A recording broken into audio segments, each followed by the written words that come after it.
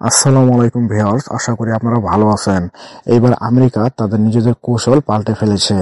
বর্তমানে ফিলিস্তিনের ভিতর হামাস ও দখলদার ইসরায়েলের যুদ্ধে আমেরিকা যেভাবে ইসরায়েলকে নিঃস্বার্থভাবে সহায়তা করেছে, এটা কিন্তু ইসরায়েলের অস্তিত্ব টিকিয়ে রাখার একটি বড় প্ল্যাটফর্ম। তবে আমেরিকা এবার ইসরায়েলকে পাশ কাটে নিজেদের স্বার্থে কাজ করছে।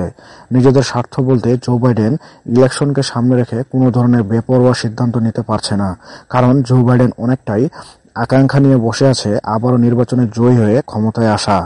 আর এরই জের ধরে যখন বহির্বিশ্বে আমেরিকাকে মানবতা বিরোধী স্লোগান উঠাচ্ছে, ঠিক তেমনিভাবে ইসরায়েলকে এই গাজার ভিতর নিরীহ মানুষদের মারার জন্য আমেরিকা যে অস্ত্র সহায়তা দিত, সেটিকে কেন্দ্র করে আমেরিকার বিভিন্ন বিশ্ববিদ্যালয়গুলোতে অনেকটাই বেকায়দায় পড়ে গেছে জো বাইডেন সরকার।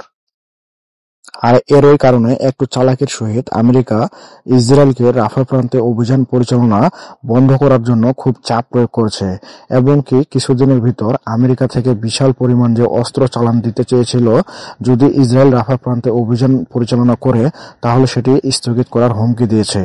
মানে নিজে বাঁচলে বাপের নাম। ঠিক তেমনিভাবে দখলদার ইসরায়েলের সরকার বেনিয়ামিন নেতানিয়াহু তার দেশের জনগণের তোপের মুখে পড়েছে। তার ক্ষমতা থাকাকালে হামাস হামলা করেছে, এবং কি ইতিহাসের সর্বনিম্ন পর্যায়ে পৌঁছে গেছে ইসরায়েল। এখন যদি কোনোভাবে ইসরায়েলের যে সাধারণ মানুষ আছে তাদের যদি মনোযোগ একটু সরিয়ে যুদ্ধের ব্যাপারে ব্যস্ত রাখা যায়, কিছুটা সাফল্য যদি হয় বন্দীদের ফিরিয়ে আনার, তাহলে কিন্তু অনেকটাই স্বস্তি ফিরবে নেতানিয়াহু সরকারের। কারণ তিনি যদি ক্ষমতাচ্যুত হন তাহলে বিভিন্ন অভিযোগ এনে তার নামে এবং কি মামলা দায়ের করা হবে। আবার তার উপর আন্তর্জাতিক আদালত তো গ্রেপ্তার পরোয়ানা জারি করে রেখেছে। তাই অনেকটাই যুক্তরাষ্ট্র অস্ত্র সরবরাহ বন্ধ করার হুমকি সত্ত্বেও ইসরায়েলি বাহিনী বৃহস্পতিবার গাজার রাফা এলাকায় অনেক ট্যাঙ্ক মোতায়েন করেছে। তারা হেলিকপ্টার যোগে রাফায় হামলাও চালিয়ে যাচ্ছে। যুদ্ধবিরতি নিয়ে আলোচনার জন্য ইসরায়েলি প্রতিনিধি দল কায়রো গেলেও তারা এখনো প্রস্তাবটি গ্রহণ করছে না, বরং প্রধানমন্ত্রী বেনিয়ামিন নেতানিয়াহু এবং প্রতিরক্ষা মন্ত্রী ইয়োব গ্যালেন্ট গাজায় ইসরায়েল লক্ষ্য হাসিলের ঘোষণা করেছেন। এদিকে হামাসের প্রতিনিধি দল মিশর ত্যাগ করেছে। তারা জানিয়েছে তারা যুদ্ধবিরতি চুক্তিতে আর ছাড় দেবে না।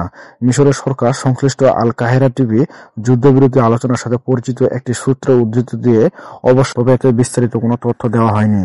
এদিকে হামাসের রাজনৈতিক ব্যুরোর সদস্য ইজ্জাত আল রাসক এক বিবৃতিতে বলেছেন, যুদ্ধবিরতি আলোচনায় অংশ নেওয়া হামাসের প্রতিনিধি দল কায়রো থেকে দোহায় রওনা হয়ে গেছে। তিনি নিশ্চিত করেছেন যে মিশর ও কাতারের মধ্যস্থতাকারীদের কাছ থেকে যে যুদ্ধবিরতির প্রস্তাব তারা পেয়েছেন তাতে তারা অটল থাকবেন। তিনি বলেন, রাফায় ইসরায়েলি সামরিক পদক্ষেপের লক্ষ্য হল গাজার যুদ্ধবিরতি আলোচনা ভণ্ডুল করার চেষ্টা। গত 3 দিন ধরে মিশর, হামাস, ইসরায়েল ও কাতার ও যুক্তরাষ্ট্রের প্রতিনিধি দলের সাথে কথা বলে একটি সমঝোতার চেষ্টা চালিয়ে যাচ্ছে। সোমবার হামাস মিশরের যুদ্ধবিরতি প্রস্তাব গ্রহণ করার কথা ঘোষণা করে ইসরায়েল এই প্রস্তাব তাদের মনোপুত নয় বলে জানিয়েছে। এদিকে রাফায় ইসরায়েল তাদের শক্তি বৃদ্ধি করার প্রেক্ষাপটে হামাস ও ইসলামিক জিহাদ জানিয়েছে তারা ইসরায়েলি অবস্থানগুলোর উপর ট্যাঙ্ক বিধ্বংসী রকেট এবং মোর্টার নিক্ষেপ করেছে।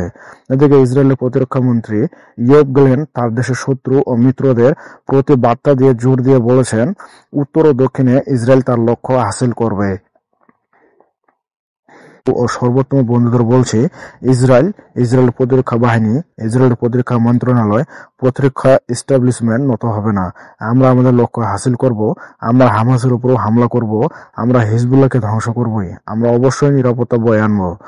এখন দেখুন, যদি ইসরায়েল এই হামলা পরিচালনা করে তাহলে কিন্তু নেশাকার অবস্থা তৈরি হবে রাফা প্রান্তে, কারণ সেখানে তাঁবু গেড়ে আশ্রয় নিয়েছে বাস্তুচ্যুত বেসামরিক নিরীহ মানুষরা। তবে যুদ্ধ বন্ধের ইস্যু কেন্দ্র করে খবর পেতে চলেছি আমরা। শেষমেশ দেখা যাক যে কি ঘোষণা আসে এই বৈঠক থেকে। তো বন্ধুরা, আমার কাছে আপডেট নিউজ আসলে অবশ্যই আমি আপনাদের জানানোর চেষ্টা করব। আল্লাহ হাফেজ।